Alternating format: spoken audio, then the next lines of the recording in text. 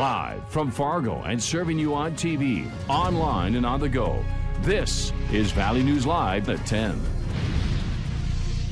It's such a critically important thing to ensure that our students are aware of the dangers of alcohol and are very much prepared to ensure that they're being responsible. An investigation continues tonight on the campus of Bemidji State University as authorities try to figure out what happened to cause the death of a 19-year-old there. Isaac Morris fell 7 stories out of a dorm room window Saturday night. Now the college is rethinking its procedures. Valley News Team's Veronica Marshall brings us the latest. I was just in my room relaxing. Then I had gone to the bathroom, and all of a sudden when I come out, I'm face to face with the lady sheriff, and I'm wondering, okay, what just happened? In the 1 month Isaiah Dunham has been on campus at Bemidji State University, the freshman has already experienced a tragedy firsthand. Dunham lives in Tamarack Hall, where police say 19-year-old Isaac Morris fell to his death from the 7th floor Saturday night. I live on 6th floor.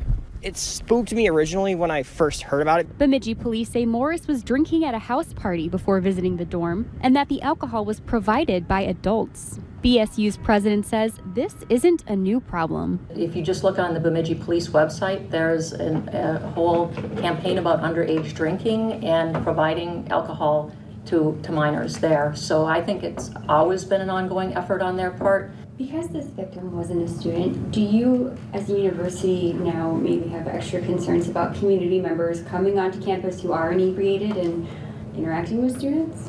Well, there's always a concern about that. And again, we have campus safety that works 24/7, and they're watching out for our campus community and are always very quick to respond if there is an incident. This also isn't the first time a minor has died after drinking near campus. About 3 years ago, a 20-year-old BSU student froze to death trying to walk back to campus after a party. After that, the university vowed to crack down on student drinking. In light of the newest death, it says those efforts should be reevaluated. Most definitely, it's an opportunity to reevaluate. We do have a lot of activities that we provide to students from the moment they step their foot on campus as students here. Students are very well aware that something like this is possible. Ensuring that students like Dunham can accomplish what they came to BSU to do. I came here for the computer science program for video game technical design. In Bemidji, Veronica Marshall, Valley News Live.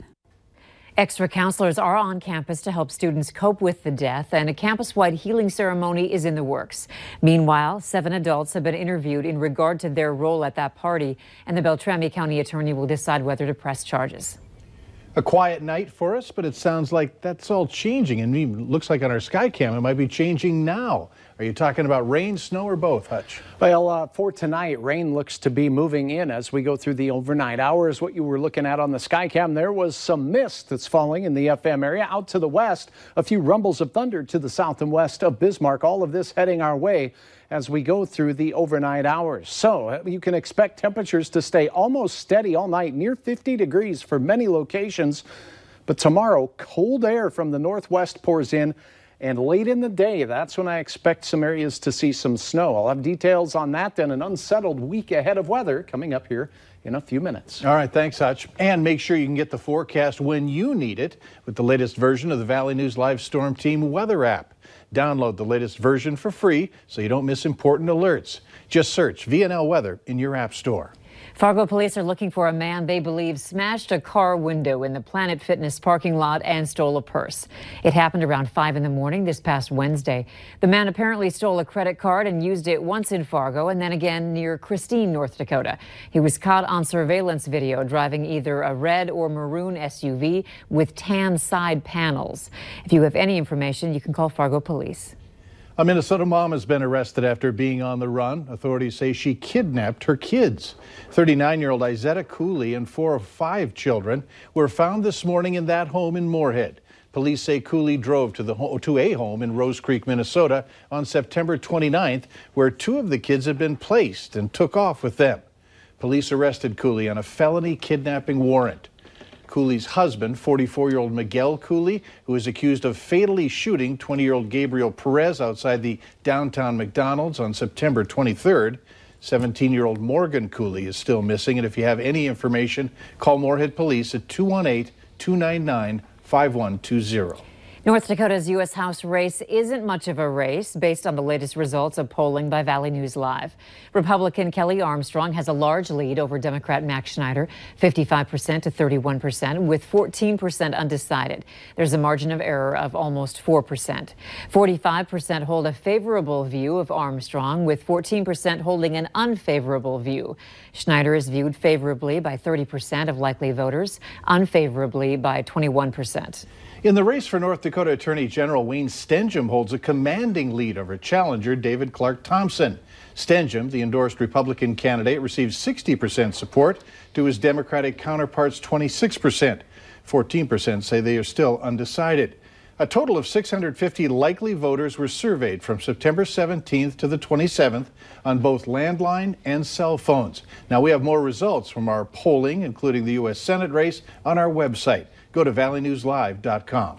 Minnesotans have another gender option when applying for a driver's license or renewing an old one.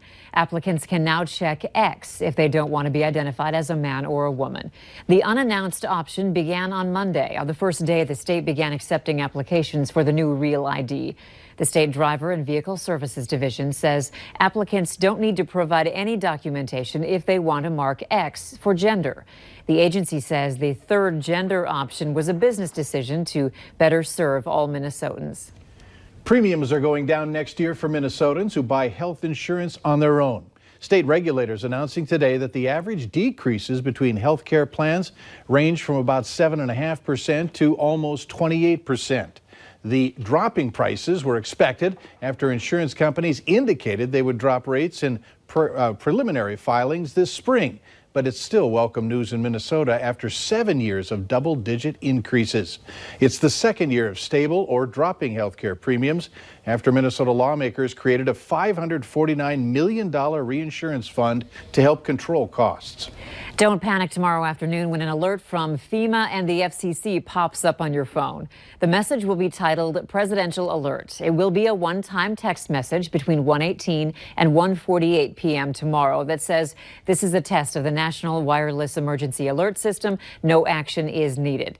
Then at 1:20 in the afternoon, our time, participating broadcasters will sound a tone on your TV or radio and will display a message that is similar to regular monthly EAS test messages. The test is being performed to see if any improvements are needed to future presidential alerts. Letters written from the heart. Later on Valley News Live at 10, hear what family and friends wrote to those who served our country. Gray but quiet this Tuesday, but it looks like a wet Wednesday beginning overnight tonight. We'll have details in your hour-by-hour forecast of who sees rain and who sees some flakes next.